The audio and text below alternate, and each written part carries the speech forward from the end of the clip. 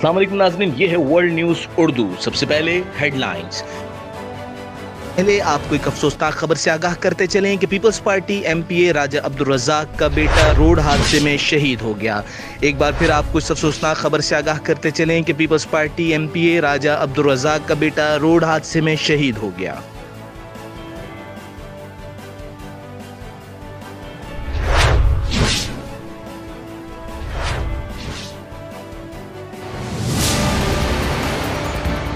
कप्तान के इत्तेहादी कप्तान के खिलाफ मैदान में आ गए। कायम मकाम गवर्नर पंजाब चौधरी परवेज इलाही की हुकूमत पर कड़ी तनकीद।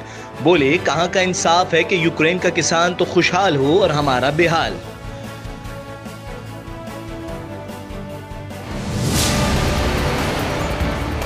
लाहौर में मुस्लिम लीग नून की तकरीब, मरियम नवाज का खिताब, कहा कोई मुकद्दस गाय नहीं, सबको हिसाब देना होगा।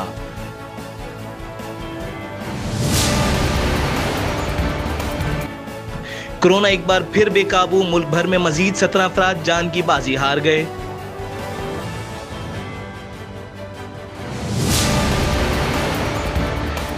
गिलगित बल्तिस्तान को सहूलियात देना पीपल्स पार्टी का मंशूर है। बिलावल भुट्टो का खिताब, कहा इमरान खान के दौर में करप्शन के तमाम रिकॉर्ड टूट गए।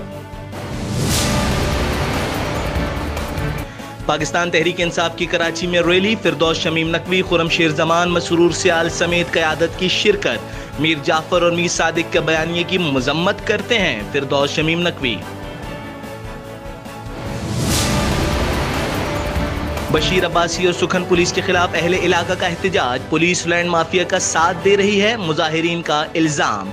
टायर जलाए, रोड ब्लॉक कर दिया।